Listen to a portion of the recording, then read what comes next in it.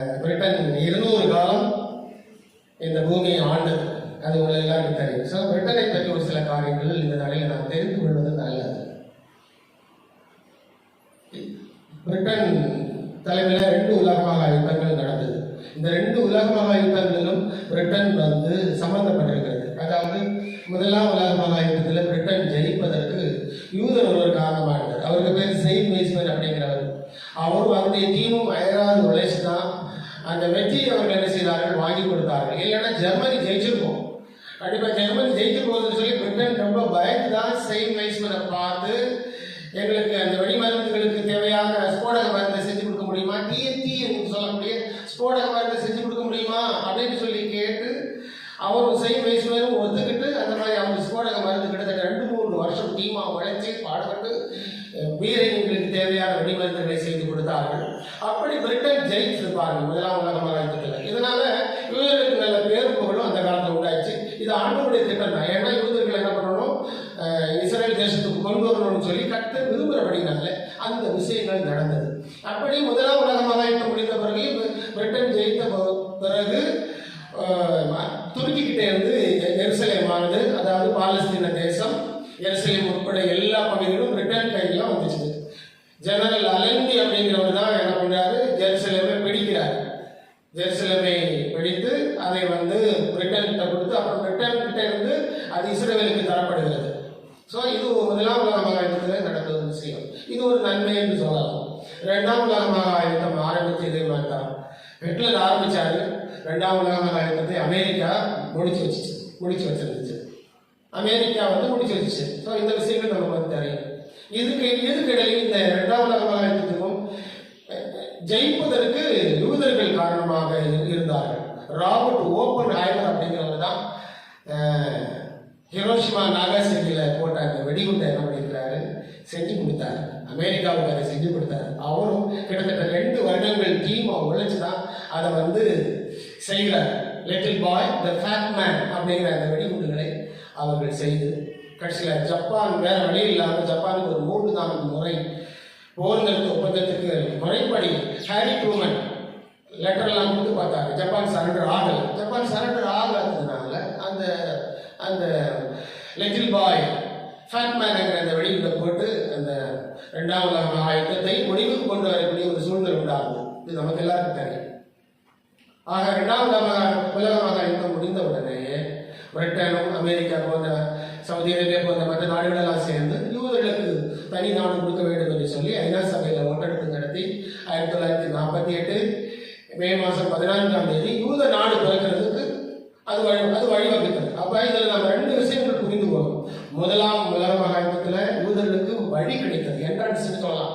தங்களுடைய நாட்டுக்குள்ளாடி வர்றதுக்கு ஒரு என்ட்ரன்ஸ் கிடைச்சது. 2ஆம் உலக மகா யுத்தத்தில் நாடே கிடைத்தது. அவர்கள் முறைப்படி வந்திருக்கிறாங்க பாருங்க, அடாவடித்தனமாக வராம அவர்கள் முறைப்படி உழைத்து பிரிட்டனுக்கும் அமெரிக்காவுக்கும் தங்களுடைய உழைப்பை கொடுத்து ஐநா சபையில் தீர்மானம் போட்டு ஐநா சபையுடைய தீர்மானத்தின்படி பாலஸ்தீனா 2ஆக பிரிக்கப்பட்டு அப்படிதான் அவர்கள் என்ன செய்தார்கள், தங்களுடைய அந்த நாட்டை 1900 ஆண்டுகளுக்கு முன்பு இழந்து போன அந்த நாட்டை அவர்கள் என்ன செய்கிறார்கள், பெற்றுக்கொள்கிறார்கள். ஆனால் இந்த பகுதியில் நீங்கள் ஒரு விஷயம் தெரியும்.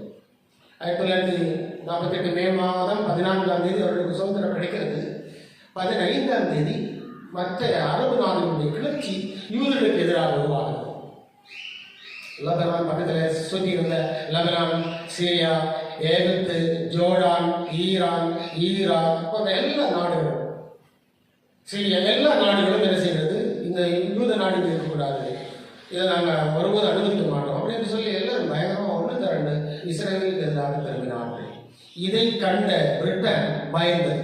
ஐயோ, அரபு நாடுகள் எல்லாம் இந்த மாதிரி எதிர்க்கிறாங்களே அப்படின்னு சொல்லி பிரிட்டன் என்ன பண்ணிச்சு தெரியுமா, 1ஆம் உலக மகா யுத்தத்தில் உதவியாக இருந்த பிரிட்டன், 2ஆம் உலக மகா யுத்தத்தில் உதவியாக இருந்த பிரிட்டன் யூதர்களுக்கு ஒரு குட்டி நாடு பிறந்த உடனேயே அரபு நாடுகளுடைய எதிர்ப்பு அதிகமானபடினாலே இனிமேல் அரபு நாடுகளுக்கு நாம போக முடியாது, யூதர்களாச்சு அரபிய நாடுகளாச்சு அப்படின்னு சொல்லி அவர்கள் என்ன செய்தார்கள், பிரிட்டன் அதாவது பாலஸ்தீனாவில் இந்த அரபியர்களுக்கும் இஸ்ரவேலர்களுக்கும் பாதுகாப்பாக சமரசமாக நின்று கொண்டிருந்த அந்த படைகள், பிரிட்டானிய படைகள் வெளியேறும்படி பிரிட்டன் உத்தரவு போட்டது. அதனால சுதந்திரம் வாங்கி நாடு கிடைச்சி ஒரு நாள் தான் ஆச்சு.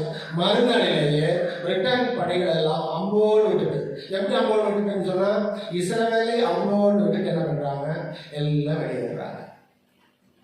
அப்ப இஸ்ரேல் கிட்ட வெறும் 6000 ராணுவம் தான் இருந்துச்சு. இப்ப 6 நாடுகளை சமாளிக்கணும். பாத்தீங்களா? இந்த இடத்துல தான் கர்த்தர் பெரிய அற்புதங்களை செய்தார். யுத்தங்கள் பயங்கரமாக நடந்து கொண்டிருந்தது. எகிப்தினுடைய சேனைகளை கர்த்தர் விரட்டி எடுத்தார். பெரிய பெரிய கல்மலையை கர்த்தர் வரவழைத்து, புயல் மலை, கல்மலை, சேறு சகதி அந்த மாதிரி ஆக்கி என்ன பண்ணிட்டாரு, எகிப்திய சேனைகள் எல்லாம் கர்த்தர் முறியடித்தார். அதுக்கப்புறம் மணல் புயல்கள் எல்லாம் ஆண்டவர் உருவாக்கினார். மணல் புயலை உருவாக்கினார். இப்படி பல அற்புதங்கள், கையளவு வேகம் போன்ற பெரிய கையெல்லாம் வானத்தில் தோன்றி அந்த மாதிரி புயல்கள் எல்லாம், சுழல் காற்றெல்லாம் வந்துச்சு பாருங்க. இந்த மாதிரி அற்புதங்கள் செய்து இஸ்ரவேலர்களை கர்த்தர் மீண்டும் வெளியே துரத்தாமல் இஸ்ரவேல் நாட்டிலே நிற்கும்படி செய்தார். இது கர்த்தர் செய்த அற்புதம். ஸோ 3வது இடத்துல பிரிட்டன் இஸ்ரவேலர்களை என்ன செய்தது, காலவாரிச்சு. அப்புறம் பிரிட்டனுக்கு என்ன நடந்துச்சு நீங்க பாத்தீங்கன்னா, பிரிட்டன் அதுக்கப்புறம் எந்த நாட்டையும் பிடிக்கவும் இல்லை, எந்த நாட்டிலையும் அவர்கள் அரசாட்சி செய்யவும் இல்லை. அவர்களுடைய ராஜ்யம் சுருங்கி ஒன்றுமில்லாமல் பிரிட்டன் என்ற ஒரு பேர்ல அந்த பிரிட்டன்லேயே அவர்கள் நின்று விட்டார்கள். இன்னைக்கு வரைக்கும் நீங்க பாத்தீங்கன்னா உலக அளவில் பிரிட்டன் இன்னைக்கு ஒரு பெரிய ஒரு பேரரசு கிடையாது. பொருளாதாரத்துல எல்லாம் இன்னைக்கு பிரிட்டன் பெரிய ஒரு வீழ்ச்சியை கண்டிருக்கிறதை நம்ம பார்க்க முடியும். இது எல்லாம் ஏன் இப்படி பிரிட்டன் இருந்தாலும் ஒரு பரிதாப நிலை உண்டாயிடுச்சுன்னு சொன்னா, அன்னைக்கு ஏற்ற வேலையில இஸ்ரவேலருக்கு அவர்கள் உதவி செய்ய முன்வரவில்லை. அரபு நாடுகளுக்கு பயந்து வெளியேறினார். மொத்தத்துல அது ஒரு 1ஆம் யுத்தம். அன்றைக்கு இஸ்ரவேலர்கள் சந்தித்த அந்த யுத்தம் 1ஆம் யுத்தம். அது நாடு சுதந்திரத்துக்கான ஒரு யுத்தம். இண்டிபெண்டன்ஸ் வார் என்று அதை சொல்லுகிறார்கள். அதாவது 1948 மே மாதம் 15ஆம் தேதி அவர்கள் ஆரம்பித்து கிட்டத்தட்ட அந்த யுத்தம் ஒரு 9 மாதங்கள் நீண்டது. 9 மாதங்கள் நீண்டு அப்புறம் சமாதான உடன்படிக்கைக்கு எல்லா நாடுகளும் கையெழுத்து போட்டு ஐநா சபையினுடைய ஒப்புதலின் பிரகாரம் எல்லாரும் என்ன செய்தார்கள், விலகி போறார்கள்.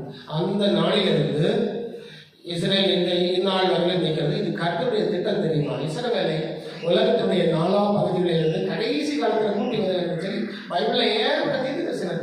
அந்த தீர்க்க தரிசனத்தின் பிரகாரம் தான் இன்றைக்கு யூதர்கள் அங்கே வென்று விடுகிறார்கள். ஓகேங்களா? ஸோ இன்னைக்கு யுத்தம் என்று சொல்லும் பொழுது இப்பொழுது நடந்து கொண்டிருக்கின்ற யுத்தம் என்பது 2023 அக்டோபர் 7 ஆரம்பித்த யுத்தம் 7வது யுத்தம்.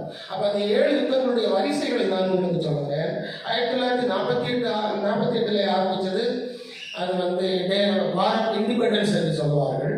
1956 நாசருடைய எகிப்துடைய தலைவர் நாசருடைய தலைமையில இஸ்ரவேலுக்கும் அரேபியர்களுக்கும் யுத்தம் உண்டாகும். அதுல ஜெயிக்கும்படி கர்த்தர் உதவி செய்தார். 1967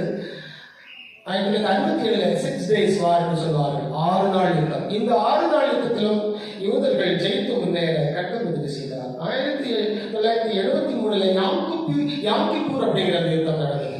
அதுலேயும் யூதர்கள் முன்னேறி ஜெயிக்கும்படி கர்த்தர் உதவி செய்தார். 1982 லெபனான் வார் நடந்தது. லெபனான் வாரிலேயும் யூதர்கள் ஜெயித்து முன்னேறினார்கள். 2002 வெஸ்ட் பேங்க் யுத்தம் நடந்தது.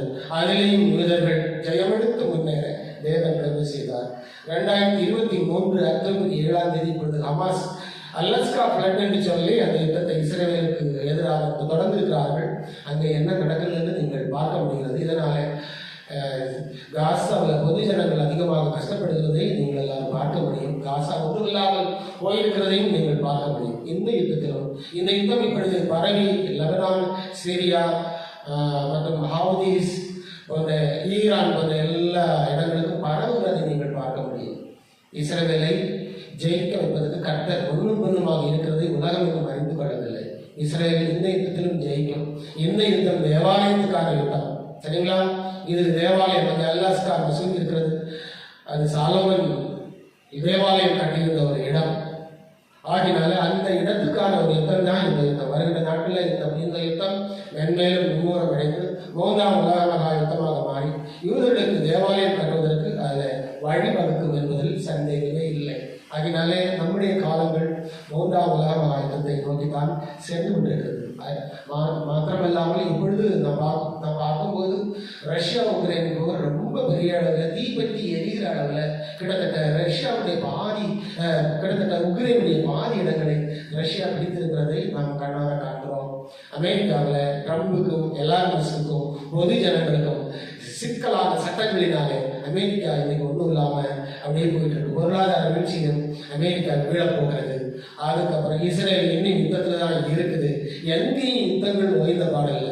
இந்த யுத்தம் பெரிய அளவில் மாறி 3ஆம் உலக மகா யுத்தத்தை உருவாக்கி அதுக்கப்புறம் யூரோப்பியன் யூனியன் என்கிற ஒற்றையர் பேரரசு இந்த உலகத்தில் வர இருக்கிறது. இதெல்லாம் பைபிள் திட்டதரிசனம். பைபிளை ஆராய்ச்சி பண்ணி பாருங்க. முடிஞ்சா கையில் எடுக்க முடியும்னு பாருங்க. இது கடைசி காலம். நித்திய ஜீவனாக உங்களுக்கு பரிசாக கிடைக்கும். ஆகினாலே உலகம் 3ஆம் உலக மகா யுத்தத்தை நல்கிறது. எருசலேம் தேவாலயத்தை நோக்கி இந்த யுத்தம் நிச்சயம் முன்னேறும். அதுக்காக நாம் ஒன்றும் பண்ண முடியாது. அது கட்டுரை திட்டம் என்று சொன்னால் அதை யாருமே நிறுத்த முடியாது. அதனால இன்னொரு வீடியோவில் அடுத்த தகவலுடன் உங்களை சந்திக்கிறேன். God bless you. தேங்க்யூ.